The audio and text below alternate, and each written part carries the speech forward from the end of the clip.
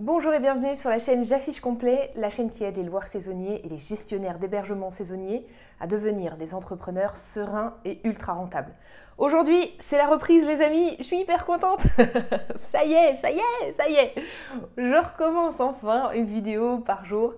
Donc une vidéo tous les jours sur la chaîne J'affiche complet, je suis hyper contente de recommencer. C'est un vrai plaisir et voilà, c'est chouette parce que du coup on a plus de contenu, plus de choses à partager ensemble et c'est vraiment vraiment génial. Donc comme promis, je vous fais cette vidéo pour vous partager qu'est-ce qui s'est passé, quels enseignements j'en ai tirés et pour vous peut-être vous éviter de tomber dans les mêmes écueils que moi. Par rapport à ça. Alors le premier point qui me semble important à traiter, parce qu'évidemment c'est un truc qui m'a effleuré l'esprit, c'est de se dire putain, alors je vais dire des gros mots, putain fais chier, je me suis viandée quoi. Voilà, c'est ça le premier réflexe que j'ai eu de me dire putain fais chier quoi. Ah, je me suis plantée quoi, je me suis plantée puis publiquement quoi, c'est-à-dire que on n'est pas sur une plantade discrète quoi. Là, c'était relativement visible, hein, voilà. Donc ouais, ça fait, ça fait chier, hein, ça fait chier. Après, par rapport à ça, justement, que faire? Que se dire quand on s'est planté publiquement, quoi, comme ça? Euh, bah, je me suis en fait rapidement dit, bah ouais, mais c'est le deuxième point que je voulais vous partager. À un moment donné, j'étais obligée de faire des arbitrages de chef d'entreprise, comme tout le monde, comme vous et moi, et je suis à l'aise avec l'arbitrage que j'ai fait. Donc, ok, bon, j'ai pas beaucoup d'ego, donc ça m'a pas trop abîmé l'ego, mais je me suis dit, bon, bah ok, ouais, bon, bah, mon défi c'est foiré, quoi, c'est foiré, c'est un peu naze, mais je sais pourquoi je l'ai fait. Je sais pourquoi j'ai fait ce choix-là, et du coup, je reste à l'aise avec ça. Et puis aussi, ce que je me dis, c'est que bah, l'entrepreneuriat, c'est un peu ça, quoi. On fait des trucs, puis on se plante, puis on recommence, on repart et tout ça. Et au final, je trouve que c'est aussi un beau message pour nous tous parce que je vois beaucoup de chefs d'entreprise, de créateurs d'entreprise qui ont l'impression toujours que l'herbe est plus verte ailleurs, quoi. Ah ouais, mais eux, c'est plus facile. Ah, mais eux, ils font plus de chiffres. Ah, mais eux, ils ont plus de biens. Ah ouais, mais lui, t'as vu, il arrive hyper facilement, etc. Ah ouais, mais lui, il peut bosser tant d'heures, moi, je peux pas, j'ai ça et ça à gérer, etc. L'herbe est toujours plus verte ailleurs, mais c'est hyper toxique, c'est hyper toxique. Donc je me suis dit, bah, écoute Elise, ça va être une bonne illustration que, eh ben, ouais, l'herbe peut être grisonnante chez tout le monde. Voilà, voilà. Et je trouve que c'est assez sain de se le dire en tant qu'entrepreneur. Ouais, la vérité, c'est qu'on en chie tous, hein, je pense, hein, clairement. Je pense qu'il n'y a personne qui entreprend les doigts dans le nez dans une aisance et une simplicité absolue, quoi. Voilà, faut se le dire. Donc voilà, ça c'était le premier point que je voulais partager. Concrètement, qu'est-ce qui s'est passé chez nous? C'est que j'avais mal anticipé la charge de travail. On a eu du coup une surcharge qui est arrivée plus vite que prévu et sur lequel je n'ai pas anticipé aussi le fait que le recrutement pourrait me prendre autant de temps. Donc finalement, tout ça faisant, ça a quand même été assez compliqué. On a aussi eu un changement sur la partie, je les salue si elles me regardent, Lily et CR qui sont nos deux brillantes assistantes revenu management dans l'équipe. Et en fait à ce moment-là, elles venaient juste d'arriver, donc j'avais aussi pas anticipé la concomitance avec le fait, ce qui est tout à fait normal, de former des personnes quand elles arrivent dans l'équipe.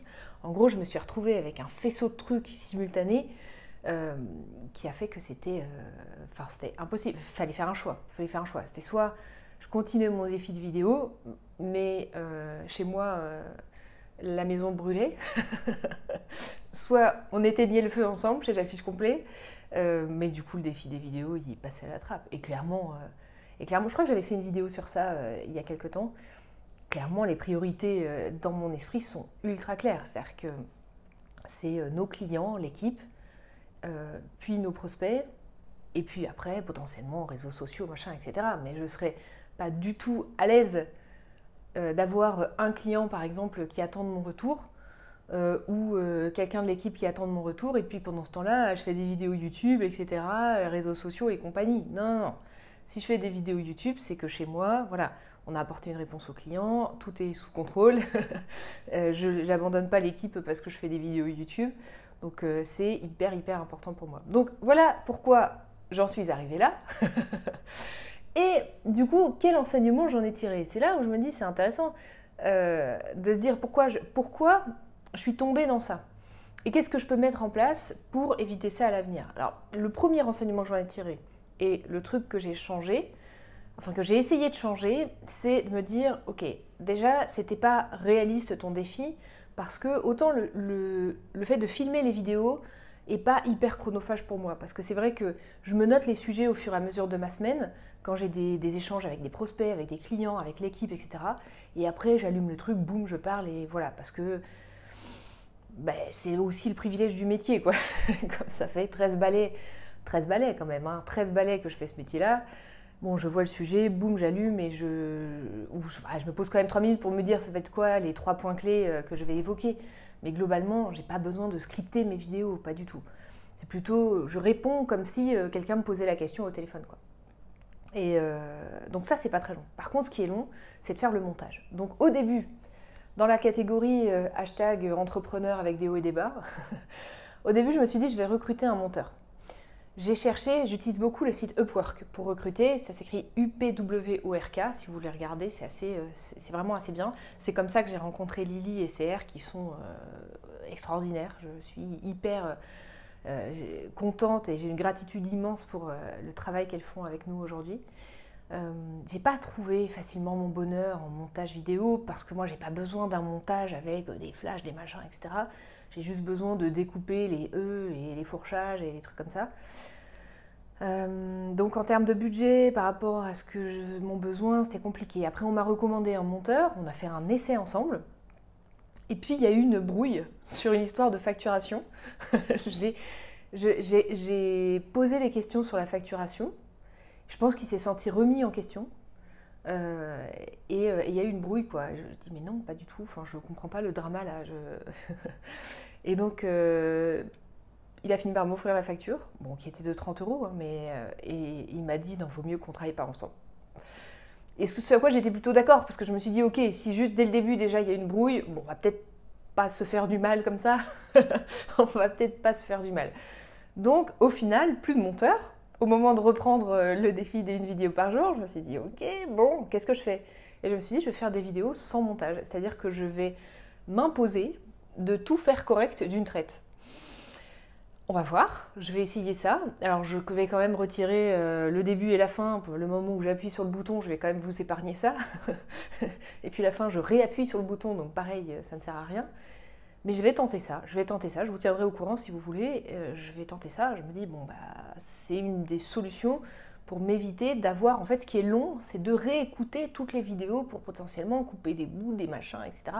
Ça, c'est hyper long, parce que je passe du temps à les tourner, et après, je double pour les réécouter. Je vais démarrer comme ça c'est la première décision que j'ai prise par rapport à ça. La deuxième décision que j'ai prise sur la charge de travail chez J'affiche complet, c'est de me professionnaliser, on va dire, sur l'anticipation de la charge de travail de l'équipe. C'est vrai que comme la société est en croissance,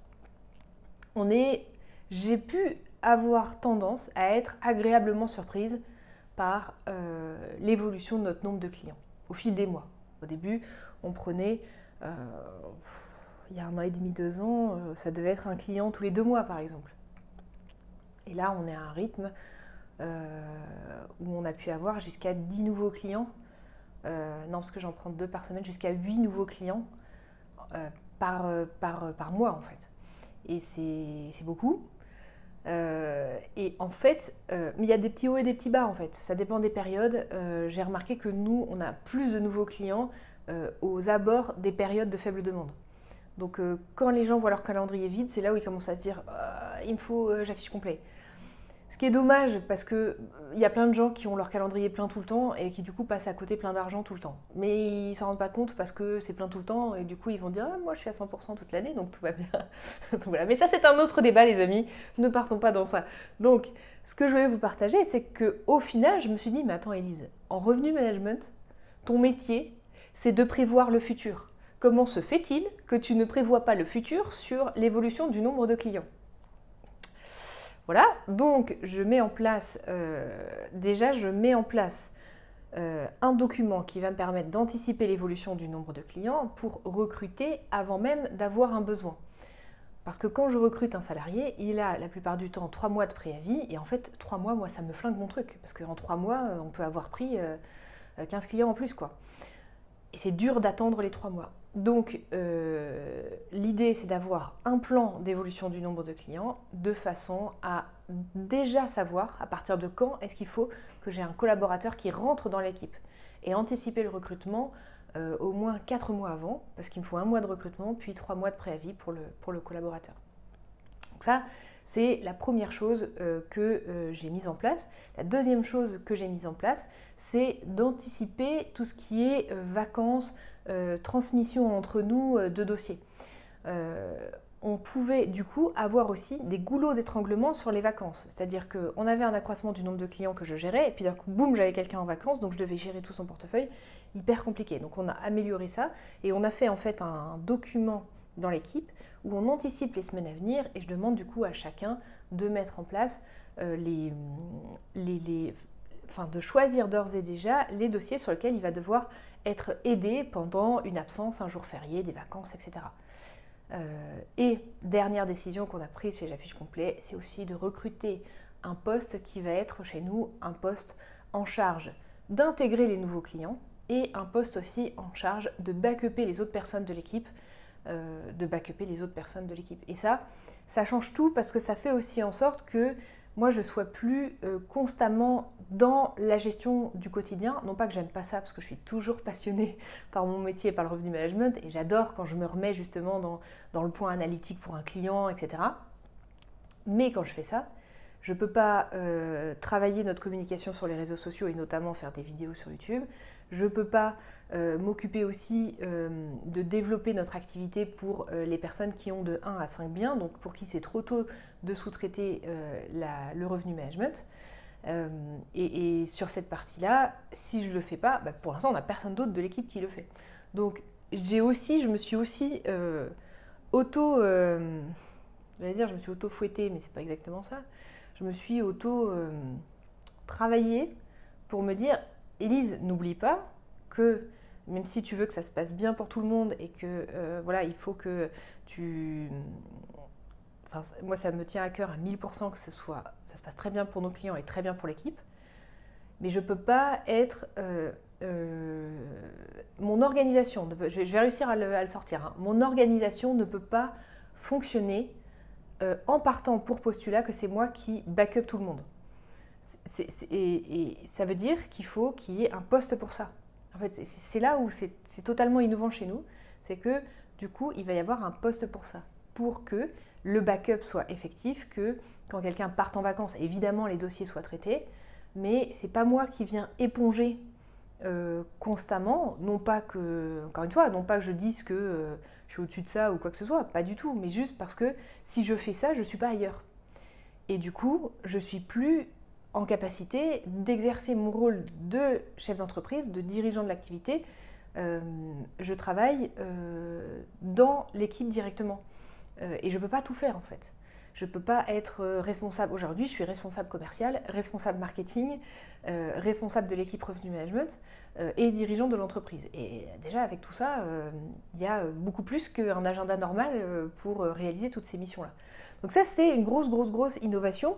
C'est évidemment une décision qui financièrement est très coûteuse pour l'entreprise, mais je prends le parti que si notre croissance continue comme ça, c'est un poste qui est unique, c'est-à-dire que là, ce poste-là que je recrute, il va du coup nous permettre de aussi soutenir la croissance, parce que moi je vais pouvoir me refocaliser sur le marketing et le commercial, donc ça va soutenir la croissance, et donc je prends le pari que ce coût, il va être temporaire uniquement, jusqu'à ce qu'on continue à se développer et que ce poste-là, lui, il n'aura pas besoin de se dupliquer. C'est toujours le même poste qui va backuper l'équipe, que l'équipe soit à 4 revenus managers comme c'est le cas aujourd'hui, ou demain peut-être à 10 revenus managers comme ce sera probablement le cas demain, quoi. Demain, pas demain, mais ça arrivera. Voilà. Donc voilà pour les enseignements, je trouvais ça intéressant. Moi j'aime bien montrer les hauts et les bas. Je trouve qu'on ne voit pas assez de hauts et de bas. Quand on est chef d'entreprise, c'est normal, on parle de son entreprise déjà parce qu'on est fier du travail de l'équipe, on est fier de nos clients, on est fier de ce qu'on fait. Donc on parle forcément du positif. Mais ben voilà, souvent c'est normal, il y a des couacs, on essaie, on fait des trucs, on se viande, on recommence, on repart. C'est l'entrepreneuriat et je trouve ça vraiment bien de se le dire. Donc j'espère que cette vidéo vous aura plu. Si vous voulez soutenir mon travail, je vais vous faire la demande de mettre un pouce bleu. Pourquoi? Parce que l'algorithme YouTube aime beaucoup les pouces bleus et ça va me permettre de bien faire fonctionner cette chaîne et de pouvoir continuer à la faire vivre avec notamment une vidéo par jour. Donc si vous aimez ça, n'hésitez pas à mettre un pouce bleu. Et je veux bien que vous me disiez, vous, est-ce que vous avez vécu un couac? Voilà, ou plusieurs couacs. Parlons-en. Voilà, racontons. Alors, le mot échec, moi, je finis par l'aimer beaucoup parce que je trouve que c'est le meilleur gage de succès, d'échouer plein de fois. Mais avez-vous en tête des situations comme ça? C'est intéressant qu'on en parle et je lirai tous vos commentaires et j'y répondrai. Donc, n'hésitez pas à l'écrire sous la vidéo. J'espère que la vidéo vous a plu. Je vous propose, si vous souhaitez qu'on discute de votre société ou de vos projets, vous avez le lien pour prendre rendez-vous avec moi juste en dessous. Et puis, si vous le souhaitez, vous pouvez aussi télécharger le bonus des 6 erreurs à ne pas faire quand vous faites les prix de votre location saisonnière. Moi, je vous dis à demain pour la prochaine vidéo.